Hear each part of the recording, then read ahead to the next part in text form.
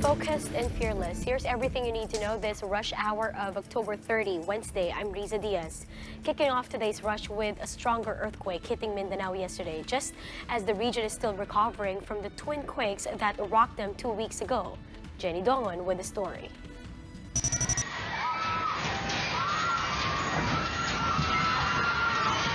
Employees can only shout and cry as the quake rocked this fifth-floor office in General Santos City. As lighting fixtures started to sway, some started to run out of the office. Hoy, di daw magpanik! Relax! Di magpanik! As the rattling intensified, there was a rush to get out. At Damlang National High School in Cotabato, students and teachers sought the open grounds. Ang daming galaw talaga. Umuugong talaga yung ilalim ng lupa. Kala ko wala na. Napakalakas talaga. Netizen Chai Via posted photos of a collapsed school building in Daig Elementary School in Manila North, Cotabato. A student sustained wounds and was rushed to the hospital. Meanwhile, at Damlang Hospital, patients had to be evacuated to open grounds. Motorists in Makilala, North Cotabato were forced to stop as cracks appeared on the ground. The town was hit by a landslide during the October 16 earthquake. Damage to buildings were apparent. According to Phivolcs, the epicenter of today's 6.6 magnitude quake was located in Tulunan, the same epicenter as of the October 16 magnitude 6.3 tremor. Well, it's the same area. Kung titingnan natin, yung Cotabato area ay may iba't ibang fault na magkakalapit. So yung epicentro nung kanina, siyempre second evaluation pa lang yan, and with time, mas mapupulido pa natin yung mga epicenters at makikita natin na very close ang pagitan ng mga epicentro. So they're somewhat related. Because the earthquake was tectonic in origin, no tsunami alert was raised. Phivolcs is expecting more aftershocks in the coming days. For News 5, Jenny Dongon, PR1 News. Now, almost 2 hours ago, a magnitude 5 aftershock rocked Tulunan, Cotabato. This was followed by magnitudes 3.4 and 3.3 tremor. Now, based on Phivolcs data, these aftershocks were also felt in Kidapawan City. Meanwhile, for the second time this month, schools, markets, and other establishments in Davao also had to endure a strong earthquake. Here's the report. A blanket of dust covered the Magsaysay Municipal Hall in Davao del Sur after the magnitude 6.6 earthquake that rocked Mindanao. The quake caused this building to collapse, while this motorcycle was hit by falling debris. In this video, doctors, nurses, and patients at the Southern Philippines Medical Center can be seen rushing outside the building. One pregnant patient even had to deliver her child outside the hospital. In Davao City, large cracks can be seen on the walls of the Phivolcs Centrale building along Quimpo Boulevard. Witnesses swore they saw structures along the central business districts sway during the tremor. Niuyog yun na siya, ma'am. Nag-ananag yun ang building. Naglihok yun na siya niya. Mga tao ganina, nanggawas diya sa nangilahang exit dira, ganina, nag-uot yun. SM City Ecoland had to shut down after its ceiling collapsed. In a grocery store in Toril Steel in Davao City are strewn all over the floor. At the Toril Public Market, shelves of the fish and meat sections were damaged as roofs and walls collapsed. There were no reported casualties in the area. Authorities have also allayed fears of a possible tsunami. For News 5, Jem Avancenia, we are One News.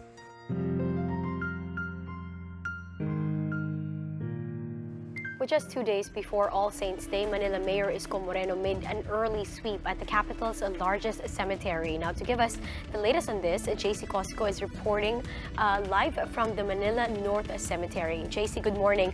Are we already seeing any visitors as early as today there at Manila North?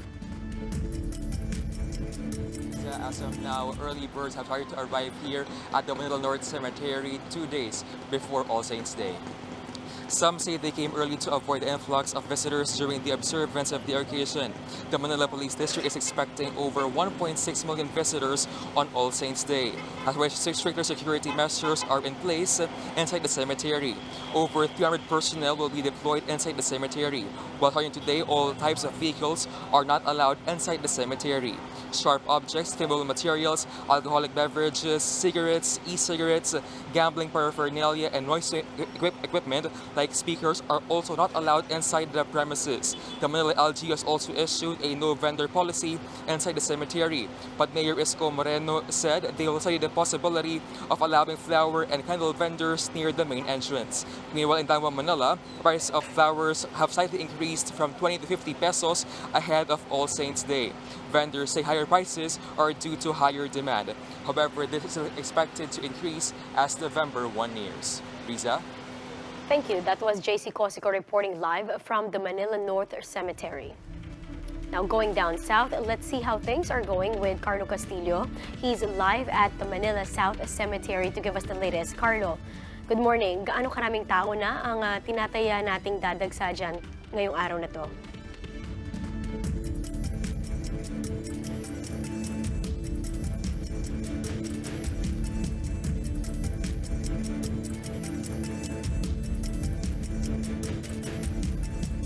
Lisa, tinatayang aabot nga ng 1 milyong katao ang pupunta at dadalaw rito ngayon sa Manila South Cemetery ngayong panahon ng undas.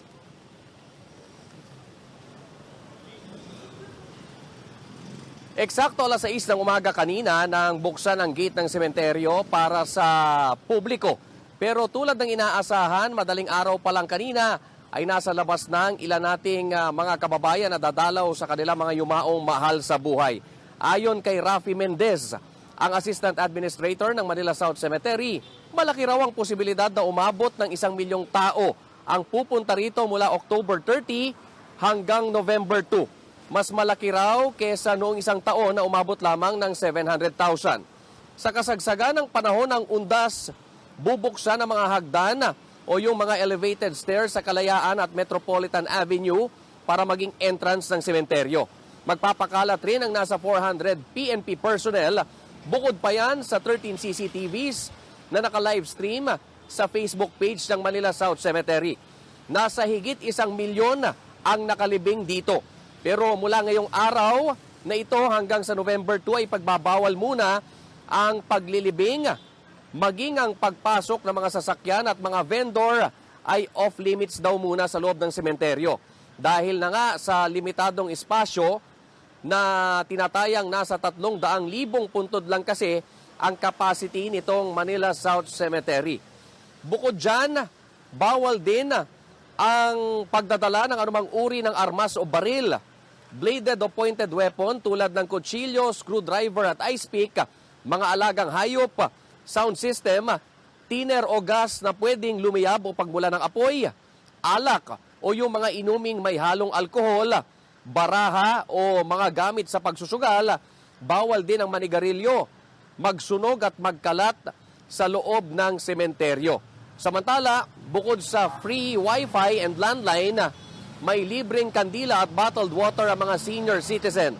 Gayon din ang paggamit ng wheelchair, nebulizer at oxygen sa sino mang mangangailangan nito. Meron ding naka-standby na mobile hospital sa main entrance ng sementeryo na tatauhan naman ng Manila Disaster Risk Reduction Office. Disa sa mga oras na to ay nagsisimula na nga umambon o pumatak ang ulan dito sa Manila South Cemetery. At bukas na nga yung mga gate o itong main gate ng sementeryo. At sa ngayon ay maayos pa naman ang sistema sa loob dahil medyo kakaunti pa naman yung mga tao. At sa paligid naman ng Manila South Cemetery, partikular dito sa aking kinalalagyan ngayon, sa South Avenue hanggang paikot yan, hanggang Kalayaan and Garcia hanggang makarating ka ng Kalayaan Avenue, ay maayos pa naman at banayad ang daloy ng trapiko. So yan muna ang update mula dito sa Manila South Cemetery. Balik muna sa inyo dyan sa studio, Riza. Maraming salamat yan si Carlo Castillo, nag-uulat mula sa Manila South Cemetery. Now, let's take a quick check at some of the biggest stories from the dailies. 5 persons are confirmed dead following the 6.6 magnitude quake that rocked the Mindanao on Tuesday. That's according to the NDRRMC. However, local officials say the death toll has already increased to at least 7. Latest records show at least 300 people were reported injured. Vice President Leni Robredo refused to answer President Duterte's challenge for her to take over his anti-drug campaign. Robredo says she would rather focus on other urgent matters. Palas, however, insisted that if Robredo could do better, she should prove it. The offer is precisely for the Vice President to be the drug czar. Because as the President says, parang magaling ka yata, o di sige, bibigay ko sa'yo. Para makita naman natin kung may magagawa kang paraan. Robredo answers back saying there wouldn't be a challenge in the first place if the president had only pushed through with his promise of ending drugs within half a year. And this from the Free Man, the NBI is taking over the probe into the ambush of Clarin Mayor David Navarro. Cebu City Police have turned over initial evidence and reports to NBI following President Duterte's order. PNP Cebu Office Director Gemma Vinluan commended the chief executive, saying it's the proper thing to do since the police is a party to the case. Vinluan added the provincial police unit is also open to an investigation. The regional unit of the Human Rights Commission is also launching its own investigation into the matter. Now, for our viewers who are going back to their respective provinces in the Undas weekend, let's see how the situation is in Cubao. Hannibal Telete is live at the Araneta Bus Terminal. Hani, mahaba na ba yung pila ng mga pasahero natin dyan ngayon? Riza, sa mga oras ito ay padami ang dating ng mga pasahero dito. Kumpara ito kanina na kung saan pa isa-isa lang ang dating ng mga pasahero para nga uuwi sa kanilang probinsya para ngayong Undas.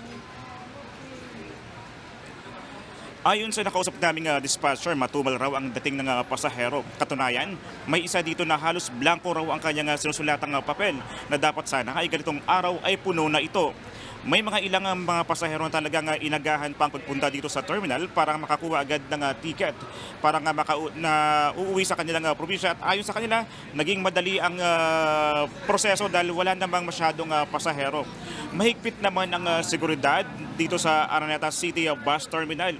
Ilang miyembro din ng Philippine National Police ang nakatalaga para magbantay nga sa dagsa ng pasahero. Bukod pa dito, Riza, ilang mga gwardiya din ng terminal ang rumoronda ngayon dito.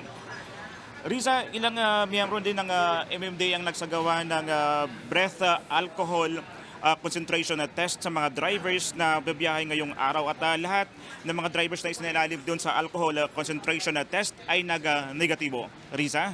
Hani, nabanggit mo kanina na kakaunti pa lamang yung mga pasahero dyan ngayon sa may bus terminal. Bakit kaya kakaunti pa lang so far? Inaasahan ba natin na sa darating pang mga araw mas dadagdag pang mga pasahero? Ang isa sa mga dahilan ng mga dispatcher dito ay siguro may mga pasok pa kasi itong mga kapatid natin na uuwi sa kanilang probinsya, no? At yung iba naman kasi dahil nga nagdeklara nga ang government ng no work, no pay, ilan sa mga nakausap natin kanina na kung uuwi sila ngayong holiday at wala namang bayad ang kanilang leave. So, much better na magstay na lang muna sila sa kanilang trabaho muna, Riza. Kaya yun ang isang dahilan kung bakit nagiging matumal ang dating ng mga pasahero dito sa Araneta City Bus Terminal. Riza? Nakita rin namin sa video na inyong pinadala, meron tayong nakikitang breath analyzer na kinoconduct sa ating mga bus drivers. Sila ba'y nasabihan prior to this? Well, ngayon patuloy ang sinasagawang pagte-testing ng MMDA sa mga drivers at sa mga conductors, ano. Alam naman yata nila na yung batas na bawal silang pwede silang tumanggi kung hindi naman sila sangkot doon sa anong kaso, Riza, no? Pero sabi nga nila, wala namang masama kung sasailalim sila dahil hindi naman sila positibo doon sa pag-inom ng alak. Kaya sabi nila, okay lang na sumailalim sila doon sa testing na sinasagawa ng MMDA, Riza. Alright, maraming salamat. Hannibal Telete nag-uulat mula sa Araneta City Bus Terminal. Let's fast break now to Sports Rush. The future of basketball glory in the Philippines seems bright, with the country's best under-18 ballers playing their hearts out for the SBP's Pambansang Tatluhan. And Carlo Pamintuan has the details. After holding competitions all over the country, it's now time to find out who is the very best. This is your 2019 Samahang Basketball ng Pilipinas Pambansang Tatluhan Under-18 National Finals. The best under-18 players from all over the country converged at the Robinson's Place, Manila for 2 days of competitions to crown the national champions. 16 teams from the boys division and 16 teams from the girls division will battle it out to find out which region will reign supreme. The teams are divided into 4 pools competing in a single round-robin format, with the top 2 teams heading into the crossover quarterfinals. The event is a culmination of months of preparation and competition set in motion by SBP President Al Panlilio, with the regional directors and deputy directors putting in the legwork. It's a continued investment for the federation to their 3x3 youth and women's basketball pillars. Lahat tayo nag-uumpisa sa mga larong tatluhan, dalawahan, and this is where we start basketball, and it's good that through a formal setting like what we have here 3x3, we are able to teach the young kids the way to play basketball through a formal setting. Lalaki ng lalaki ang basketball, sikat na. Number 1 na tayo in terms of popularity. Lalo pa sigurong magiging popular, lalo na ngayon na naging Olympic event. All the athletes were happy to be given the opportunity to play basketball under the SBP's banner, with some of them even hoping that it could lead to more opportunities for them in the future.